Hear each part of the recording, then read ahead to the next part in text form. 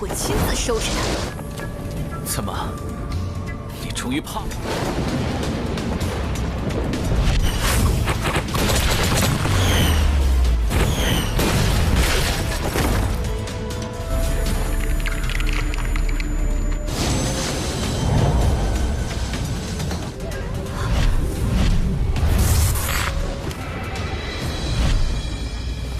让，别怪我。 Hey, halo guys, apa kabarnya? Baik-baik saja kan? Seperti biasa kali ini saya akan melanjutkan episode Donghua kembali. Dan kali ini saya akan melanjutkan kembali series dari Donghua God of Spring and Autumn atau Immortal of the Godless. Dan untuk episode kali ini adalah lanjutan dari episode 21 sampai ke 22. Dan kali ini adalah part ke-12 di channel ini. Dan agar tidak bertele-tele lagi, mari kita langsung saja menuju ke inti alur cerita filmnya. Dan setelah sebelumnya Jisang tiba-tiba mengeluarkan kekuatan yang muncul secara tiba-tiba saat Hanji akan diserang oleh Feng Wu, yang kemudian karena hal tersebut amarah Feng Wu tiba-tiba memuncak untuk kemudian ia berniat untuk menyerang Hanji. Hingga terlihatlah Hanji kini terhimpit oleh bongkah batu raksasa yang dikendalikan oleh Feng Wu. Namun ternyata setelahnya Jisang yang kini sudah menyadari tentang Hanji membuatnya kemudian berniat menyentuh Hanji hingga tiba-tiba suasana mimpi tersebut berubah seketika. Dan tak lama setelahnya Hanji pun kembali ke tubuh aslinya dengan amat terkejut. Di sana kemudian ia menanyakan bagaimanakah kabar Jisang, namun sepertinya Jisang kini masih belum sadar. Dan tak lama setelahnya Jisang kemudian sadar dan entah karena alasan apa tiba-tiba keduanya berpelukan layaknya sepasang kekasih.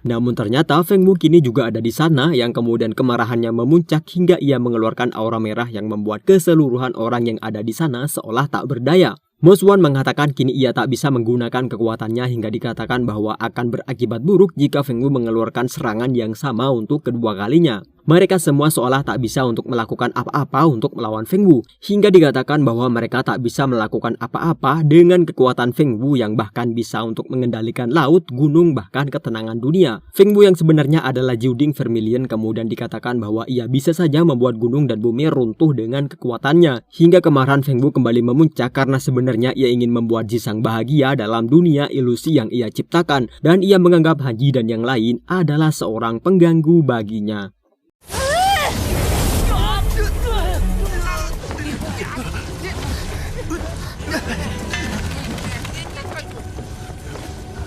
Namun tiba-tiba Jisang pun mengarahkan pedang pada lehernya dan berniat bunuh diri, yang kemudian membuat Feng Wu pun melepaskan Hanji bersama yang lain. Jisang pun mengatakan bahwa semua yang Feng Wu buat memang indah dan ia menganggap bukanlah sebuah masalah jika Jisang tetap berada di dalam dunia ciptaan Feng Wu. Akan tetapi Jisang tetap tak suka karena Feng Wu menghapus ingatan Jisang yang Feng Wu tak suka dan membuat Jisang hidup dalam dunia yang Feng Wu mau. Yang kemudian Feng Wu pun merasa sedih akan ucapan Jisang tersebut karena sejatinya ia melakukan semua hal tersebut adalah untuk membalas budi Jisang yang telah membebaskan dirinya. Merasa usahanya tak dihargai, Feng Wu pun kembali marah hingga ia kemudian akan kembali menyerang ke semua orang tersebut. Namun tanpa disangka sebuah senjata yang mirip seperti dengan milik Senjung kemudian mengarah pada Jisang hingga Feng Wu pun refleks melindungi Jisang.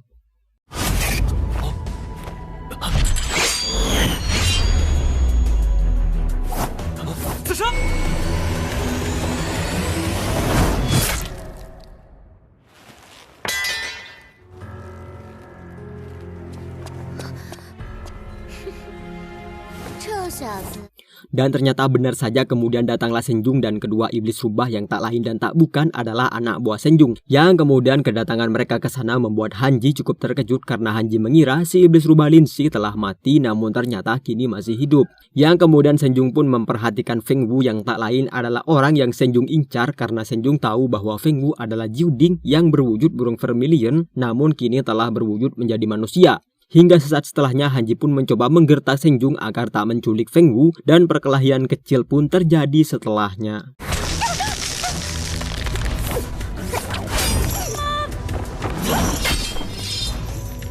Si iblis rubah Linzi kemudian menghina Mo Xuan yang ia katakan bahwa si Mo Xuan adalah wanita yang bau keringat. Cekcok pun terjadi di antara keduanya ala-ala ibu arisan.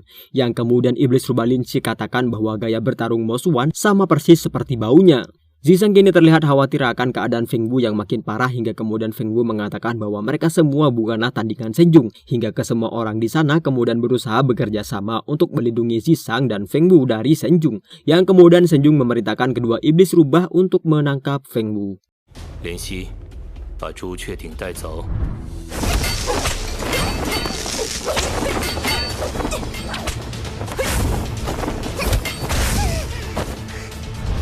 真嘴利，我就先宰了你，再出场中计了吧？失本姑娘一脚！师姐小心！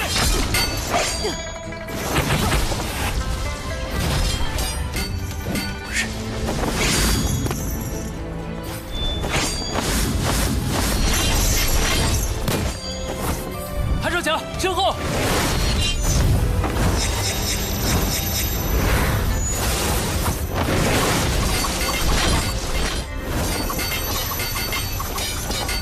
Si iblis rubah Lin Si kini hanya berhadapan dengan Mo Xuan tanpa Shen Zhong maupun si iblis rubah Li. Yang kemudian Mo Xuan pun menghina Lin Si bahwa ia tak bisa melakukan apa-apa tanpa kerabatnya tersebut. Bukannya beradu kekuatan, mereka malah beradu adik, yaitu Han Ji dan juga iblis Li. Hingga dikatakan bahwa Mo Xuan telah salah dengan menghina ketiga iblis rubah, yang dimaksud Lin Si bahwa kolaborasi ketiga iblis rubah tersebut bisa mengalahkan mereka semua. 看来你们对三尾狐妖的实力误会。 Benar saja kini terlihat si iblis rubah ternyata lumayan hebat. Meskipun Han Ji menyerang dengan bertubi-tubi, si iblis tetap saja tak terluka sedikit pun. Bahkan ketika pedang Xiao Xuan Han Ji arahkan pada leher iblis Li, ia dengan mudah menangkap pedang Xiao Xuan. Bahkan ia mengetahui bahwa pedang Xiao Xuan pernah melukai kakaknya, yaitu iblis rubah Lin Si, hingga iblis Li mengatakan Han Ji akan membayar mahal akan hal tersebut.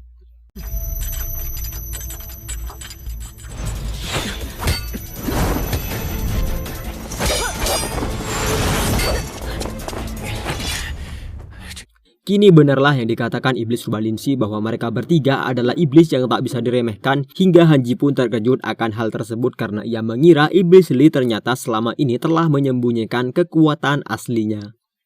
Ah Fei kemudian menanyakan pada Bo Yin apakah kini ia harus ikut campur akan pertarungan tersebut, namun Bo Yin menyuruh Ah Fei untuk diam di tempat guna melindungi Zisang dan juga Feng Wu. Dan ternyata ia sudah memantau keadaan dari awal guna menyiapkan strategi yang mumpuni untuk melawan mereka semua, apalagi dikatakan bahwa Shen Zhong masih belum menunjukkan kekuatan aslinya sampai sekarang. Yang sesaat setelahnya Shen Zhong pun menyahut dengan mengatakan semua musuhnya tersebut adalah sekumpulan semut dan ia mengatakan akan menunjukkan sikap kurang ajarnya melebihi dari musuh-musuhnya. Dan benar saja kemudian serangan demi serangan pun mereka lancarkan hingga Han Ji terdorong sampai keluar dari ruangan tersebut. Sementara Mo Xuan kini juga berhadapan dengan iblis Lin Si dan ia mengatakan bahwa ia ingin segera menghentikan pertempuran yang merugikan tersebut dengan cepat. Hingga dikatakan bahwa si iblis rubah telah menghabiskan banyak energinya. Dan Mo Xuan mengatakan bahwa ia ingin memakan rubah panggang karena ia sebelumnya sudah memakan ayam panggang dan ia ingin tahu seperti apa rasanya rubah panggang. Namun maksudnya adalah ia ingin memanggang si iblis rubah Lin Si.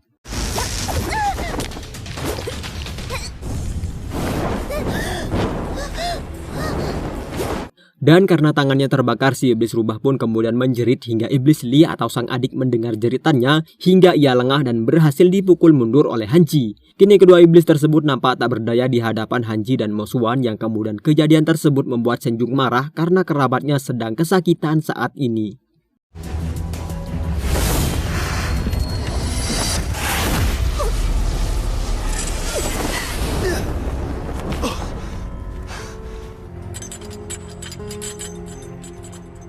Kekuatan Shen Zhong begitu besar hingga membuat Han Ji dan yang lain merasa amat kewalahan dengan hanya sekali serang. Mereka yang kini terlihat sangat kelelahan, kemudian Shen Zhong pun kembali mengeluarkan jurus keduanya untuk menyerang mereka semua. Hingga terlihat Han Ji kembali terpental bersama yang lain akibat efek serangan dari Shen Zhong. Dan lebih buruknya lagi, pedang Xiao Xuan tiba-tiba hancur menjadi bagian-bagian kecil karena tak kuat membendung kekuatan Shen Zhong yang amat besar. Bukan hanya bersedih, Han Ji pun seolah kehilangan harapan karena Xiao Xuan tersebut telah menemaninya sedari awal hingga sekarang. Hingga bayangan masa kecil Han Ji pun muncul seketika, yang saat itu Han Ji sudah ada di danau pedang lembah Linjing. Dan sang guru memerintahkan Han Ji kecil untuk mendapatkan pedangnya sendiri di danau pedang tersebut. Namun saat menyentuh salah satu pedang yang lain pun berterbangan ke sana kemari dan seolah menghindari Han Ji kecil. Tak hanya itu, ternyata pedang-pedang tersebut bisa berkomunikasi dengan Han Ji hingga mereka menghina Han Ji dengan begitu keji karena pedang-pedang tersebut terlihat tak menyukai Han Ji. Han Ji pun seolah sangat kesakitan akan intimidasi yang dilakukan menjauhkan pedang-pedang tersebut hingga ia pun tersungkur. Namun tiba-tiba datanglah sebuah pedang yang tak lain adalah pedang Xiao Zuan yang kini telah hancur menjadi bagian-bagian kecil.